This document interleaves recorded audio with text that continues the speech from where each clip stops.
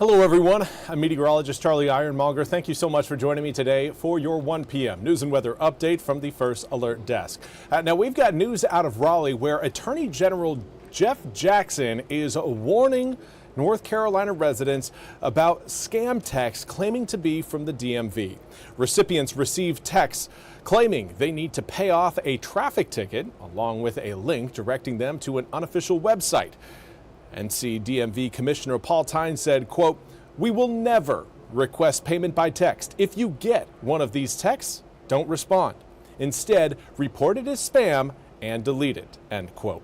Now, recipients should watch out for these red flags.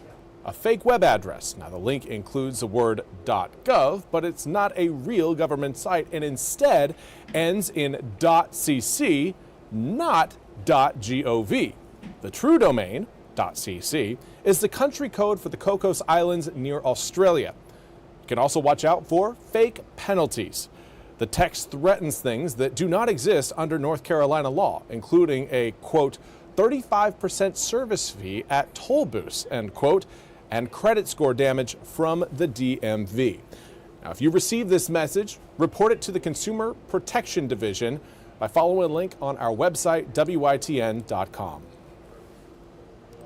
And we've got some good news for one lucky winner of the lottery. Powerball win in Roanoke Rapids for $209.3 million. North Carolina Education Lottery says last night's Powerball ticket was bought in Roanoke Rapids. Now, according to the lottery, the winning ticket was sold at the West 10th Mart and has the numbers 11, 26, 27, 53, and 55, and the Powerball was 12. Now the winner, who has yet to come forward, has 180 days to claim their prize. Mark Michalko, the chief executive officer of the lottery, said, quote, "First, we want to say a big congratulations to the lucky winner on this life-changing moment. We are thrilled that the win occurred in North Carolina. Our advice to the winner is to sign the ticket to establish your ownership of it and secure it in a safe place. We can't wait to meet the big winner so we can celebrate this momentous occasion with them," end quote. Now, this is the 6th time that a winning Powerball ticket has been sold in North Carolina. And now we want to turn our attention to the World Economic Forum in Davos, Switzerland, where yesterday President Trump made waves by declaring he would not use force in order to conquer Greenland. He would not impose tariffs on the EU, and that the EU and the U.S. had come to a framework of a deal on Greenland itself. NBC's Peter Alexander has more from Switzerland. Good day to you from here in Switzerland. The president's claim of a possible deal on Greenland, including his backing away from those economic and military threats, really diffuses a looming crisis with America's allies. The president announcing the, quote, framework of a future deal over the Arctic island that is Danish territory, has been that way for 300 years, but notably offering no details, saying that he and NATO have, in his words, concepts of a deal. The New York Times reports, citing senior officials, that NATO leaders discuss a possible compromise that would allow the U.S. to build additional military bases in Greenland. But an existing agreement, it's worth noting, dating back decades, already allows the U.S. to expand its military presence there. And this morning, the president is also formalizing what is really seen as another dramatic move. Critics warn it's one that disrupts the world order. His proposed Board of Peace, with him as its chairman. Among those invited, Russia's Vladimir Putin, who is still considering the offer. Among those taking a pass, France and the United Kingdom, citing concerns that that Board of Peace could potentially undermine the United Nations. President Trump, he is holding a series of meetings with leaders before wrapping up his whirlwind visit here. Among them, Ukraine's President Volodymyr Zelensky, the president trying to advance a deal that would end the war with Russia before the president returns home to Washington. Traveling with President Trump in Davos, Switzerland, Peter Alexander, NBC News. Well, thank you very much, Peter, for that report. We now turn to your weather forecast and all eyes on the weekend as we have got the winter storm heading our direction, the one we've been talking about all week long. It is almost here. In fact, the actual low pressure system has finally developed over the Gulf of California on the other side of Mexico. Yeah, it is a long ways out, but it's going to be a fast-moving system once it gets going. Do want to say hello to Denise along with Bernice hanging out with me over on Facebook. Hopefully you guys are having a wonderful afternoon. We do have some rain showers that will be approaching eastern North Carolina later on today. Right now, those raindrops are coming down over the Charlotte-Mecklenburg area, extending all the way up towards Greensboro and the Triad.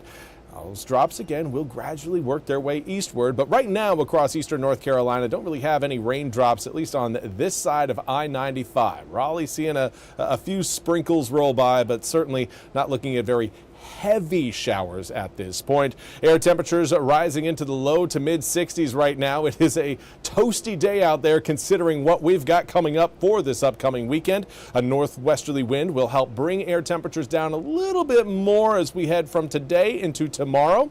Today's high in the low to mid 60s, tomorrow in the low 50s. So there will be a temperature drop, but that's not why I'm sure many of you are here. Wondering about the snow, freezing rain, sleet mess. Now, I do have to be the bearer of bad news. This is not looking like a snow event for eastern North Carolina. We could certainly see some flakes out of this system, but right now our concern is more focused around freezing rain and ice accumulations rather than snow accumulations.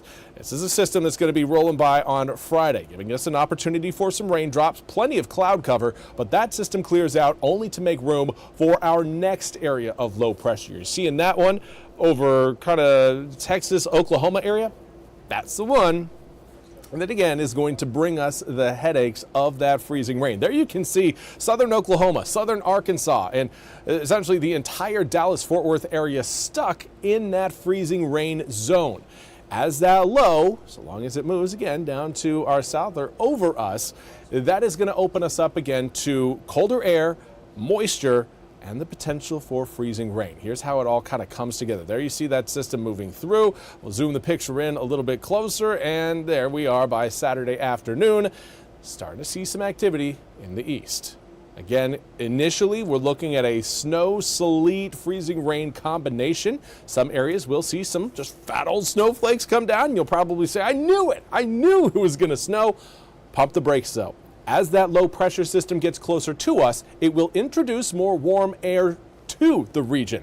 Those lows, they don't just hang on to moisture. They also hang on to, again, warmer conditions, warmer air. So as it gets closer to us, it's going to raise our air temperatures and really eliminate any sort of big fat snowflakes that are coming down and turn it into more either sleet or a freezing rain event. That's what we've got coming in for your Saturday evening into Sunday morning. Freezing rain. When you look out your window and you see the drops coming down, it's just going to look like a rainy day.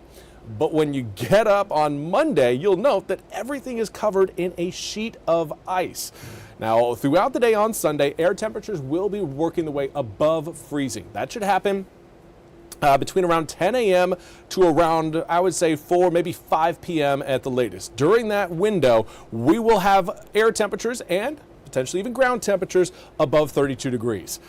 All the other times around eastern North Carolina, not going to again be seeing above freezing temps. It's going to be below freezing. So by the time we get to around 6 o'clock, even though the drops may come down as raindrops, they will start to freeze on contact with a falling ground temperature. At this point, this is again where we really pick up again more of that frozen, freezing rain accumulations, the ice across the east. Even as we make our way into Monday, models again giving us some green across the screen. We got to remember overnight lows Monday night into Sunday night into Monday morning. This is Monday at midnight. Got a little confused there, my bad. Air temperatures are going to be down below freezing by this point. So even though models are showing it as green, we have to remember that if air temperatures are below 32 degrees, ground temperatures are also most likely below 32 degrees, and that is going to allow things to again freeze on contact. Now, everything pulls away from eastern North Carolina throughout the day on Monday. We could end up again maybe seeing a few snowflakes by the end of Monday. There's 8 p.m. and again still seeing a few little small snow flurries, but certainly nothing that is going to change this event from an ice event into a snow event. It'll essentially just give us kind of a nice look at the exit of the system and dream of what could have been if we had gotten all snow. But that's not looking like it's the reality that we're faced with. Not this go round. We are looking at ice for this system. Again, overnight lows down well below freezing for Saturday night, Sunday night, and even more so Monday night. Now again, we are anticipating a little bit of melt on Monday. We'll see more melt for areas, again, that are more exposed to sunshine through the day, but there will be cloud cover at times on Monday, so it's not, again, going to be all sunshine that just blasts that ice out of here. No, it's going to be, again, another cold day, partly cloudy day, and so long as those clouds stick around, the ice is likely going to be sticking around as well. And everything, even if it's starting to melt Monday afternoon, everything refreezes by the time we get to around 6 to 7 p.m.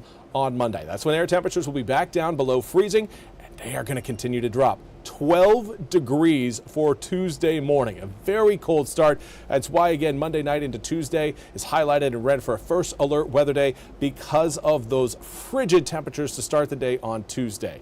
It's going to be cold. Wednesday, everything that's left over is going to be melting away. Ice is gone by the time we get to Wednesday night.